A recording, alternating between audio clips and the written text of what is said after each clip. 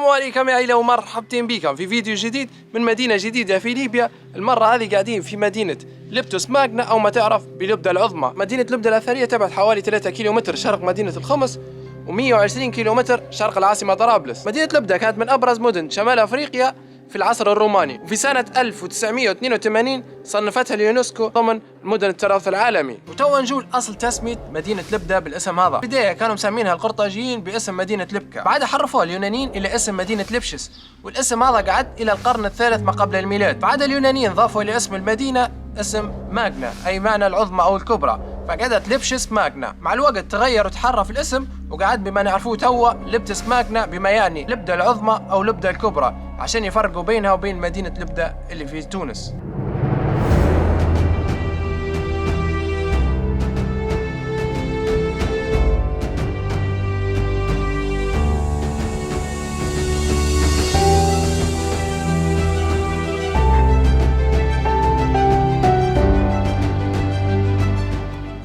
طبعا احنا قدام قوس الامبراطور سبتيموس سيفيروس.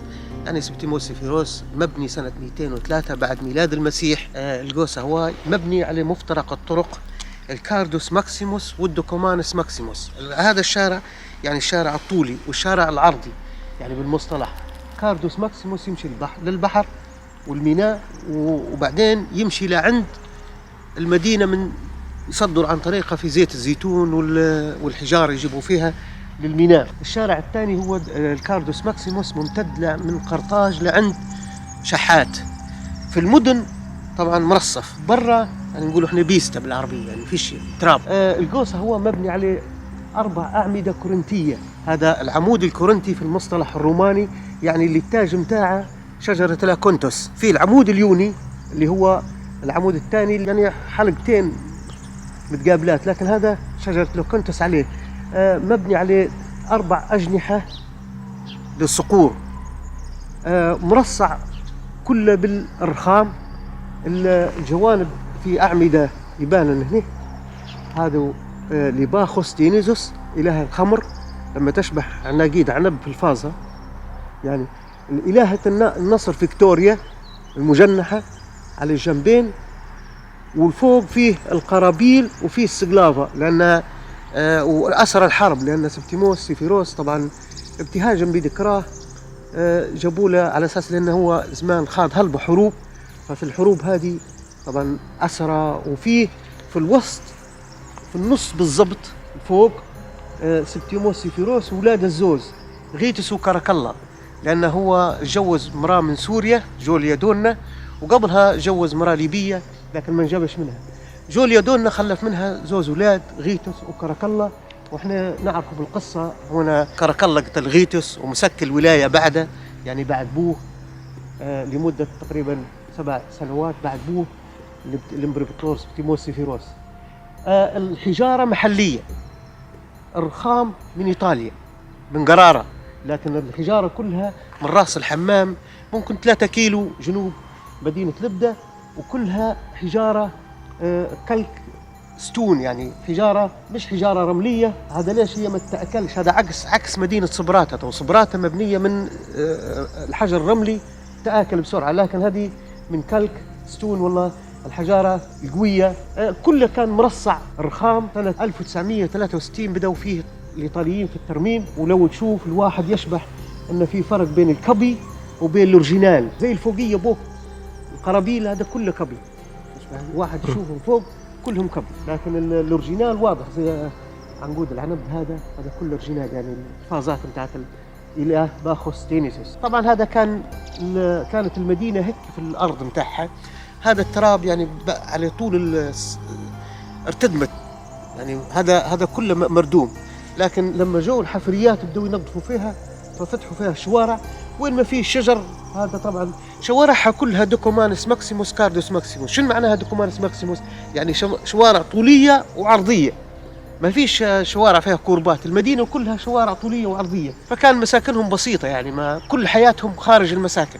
حتى حمامات ما عندهمش في الحياج قليل إلا الناس الأغنياء، والباقي كلها حماماتهم جماعية جنب حمامات هدريان حتى يمشي، لأن حياتهم كلها خارج المدينة. في العاده يعني خارج المدينه، المبيت بس في يعني في الحياش. طبعا المدينه كبيره قريب 4 كيلومتر تربيع، مع ميدان المصارعه برا المدينه. وإحنا تو بنشوفوا كان الأماكن الكبيرة والواضحة في المدينة، زي حمامات، زي مسرح، زي أقواس نصر، زي بازيليكا، زي ساحة القضاء، ومعابد فيها، والميناء لعند البحر تحت، حتى هو فيه فاضلة منه شوية.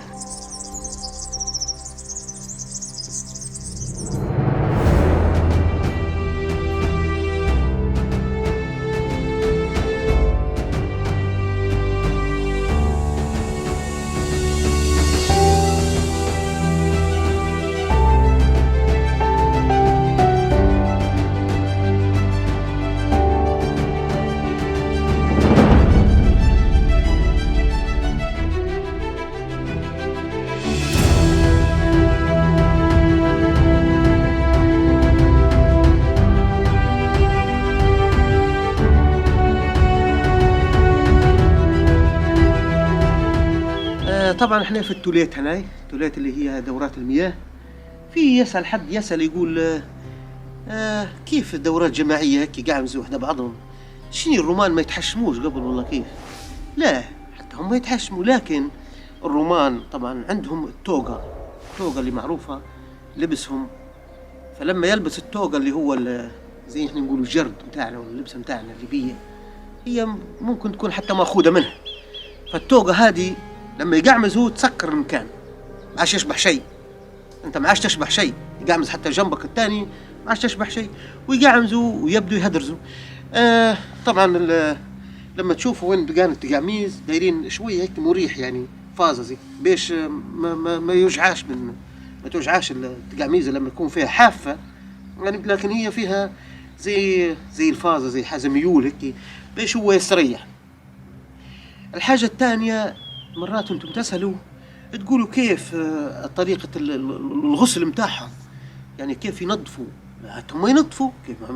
يمشي ويسقط؟ لا، المية نظيفة تمشي من هنا من الكنال، هو هذه مية نظيفة.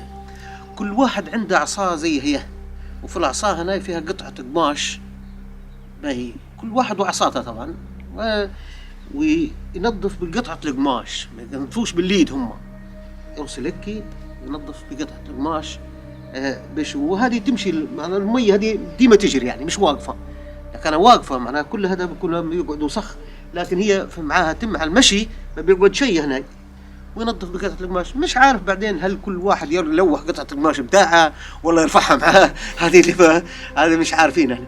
طبعا كانت كلها حتى هي ملبسة بالرخام، حيط وأرضية. هنا الكناليزاسيون هذا يمشي لعند البحر، حتى هو عن طريق كاناليزاسيون حتى هم كانوا مش بعاد عن، حتى هم ما كانوش تصريف المية متاعهم للبحر. فهذه هي الحمامات. طبعا في وحدة هنايا وفي وحدة في الجهة الثانية، يعني زوز مش وحدة. هذه هي الحمامات. كانت ما عندهمش حمامات في حياشهم إلا الأغنياء، كانوا كلهم يجوا هنايا وللحمامات يستحموا. زي ما قلت لكم بكري، الرومان ما كانوش عندهم مكان حياش كبيرة، فكل حياتهم كانت برا، يا في السوق يا في حمامات يا في مسرح. المهم كلها كانت حياتهم في الأيام، في النهار، يعني في النهار خارج المبيت بتاعهم.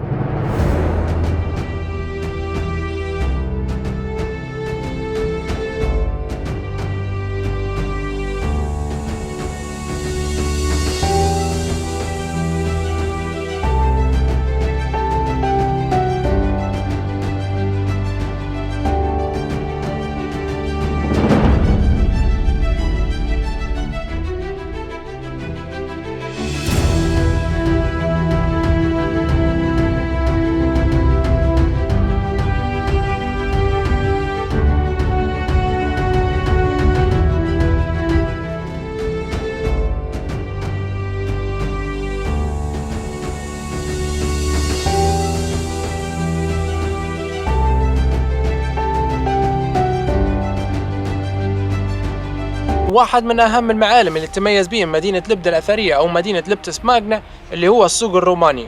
أو ما يعرف بالسوق البونيقي. هو كان السوق الرئيسي للمدينة، وكان جل عمليات البيع والشراء كانت تتم في السوق هذا. تم بناء في القرن الثامن ما قبل الميلاد في عهد الإمبراطور حنبال. وممكن في منكم يسألوا يقولوا سوق وكانوا يبيعوا في زيت وسوائل، فكيف كانوا يبيعوا فيهن؟ بالأحرى كيف كانوا يقيسوا فيهن؟ كانوا يقيسوا فيهن عن طريق الحفر هذينا، عندك ربع لتر ونص لتر ولتر، وكانوا يحطوا في الجرة تحت ويسكروا عليها ويعبوا في الحفرة هذه.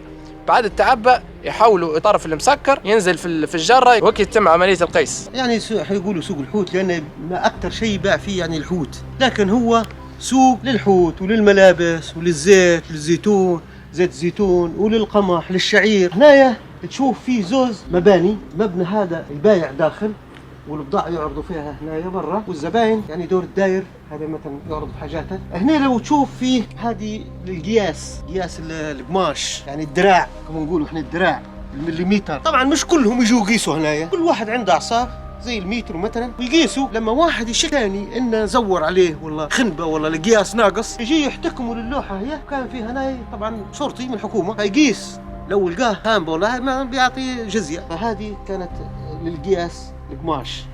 اللوحه الثانيه كانت للحوت، الدائره الثانيه الحوت والخضار، لان فيها بير متاع ميه، والمتاع الميه هذا باش يغسلوا فيه الحوت وفي غسل الحوت والحاجات هذه للقماش.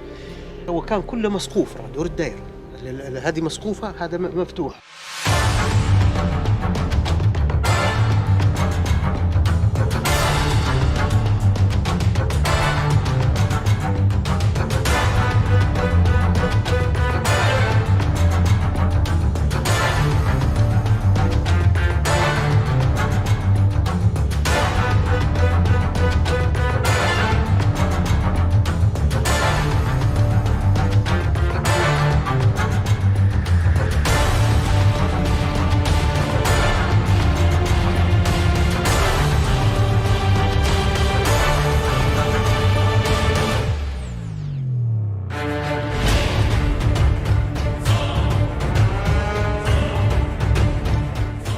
الأسبوع الجاي حينزل الجزء الثاني من الفيديو، حيكون فيه معلومات أول مرة تعرفن، وهيك نكون وصلنا نهاية الجزء الأول. استنونا فيديو الجاي الأسبوع الجاي. هاي سلام.